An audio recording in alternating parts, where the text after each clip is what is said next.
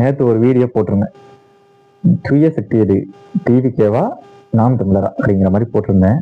அதுக்கு நம்ம பக்கா மைக் தொண்டர்கள்லாம் வந்து கமெண்ட் போட்டிருந்தாங்க. எல்லாம் நம்ம தம்பிங்க தான். அவங்க என்ன சொல்லிட்டாங்க அப்படின்னா, எங்க தலைவரை பார்த்து படிக்கிற அப்படின்னு சொல்லிட்டு நீ மனப்பாடம் பண்ணி தான் ஒப்பிக்கிற அப்படின்னு சொல்றாங்க. சரி, நான் மனப்பாடம் பண்ணி ஒப்பிச்சதாவே இருக்கட்டும், வச்சுக்கோ, ஒன்றும் பிரச்சனை இல்லை. நான் வந்து இன்ன வரைக்கும் நான் படித்த காலத்துலையும் சரி, இல்லை இப்போ இது வரைக்கும் சரி, எந்த ஒரு மீட்டிங்லையும் பேசுனது கிடையாது.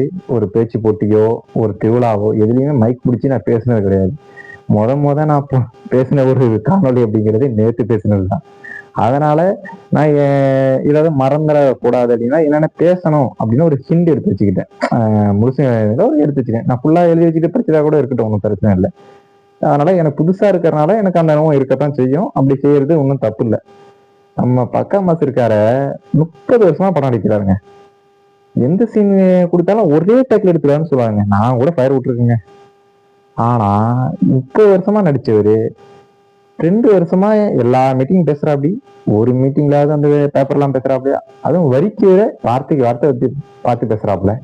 அதை பத்தி யாரும் கேட்க மாட்டேங்கிறாங்க. நான் பார்த்து படிக்கிறேன்னு சொல்றீங்க, என்னங்கடா உங்க நியாயம்? போட்டு பாருங்க ஓட்ட, அப்புறம் பாருங்க நாட்டை. நமது சின்னம் விவசாயி.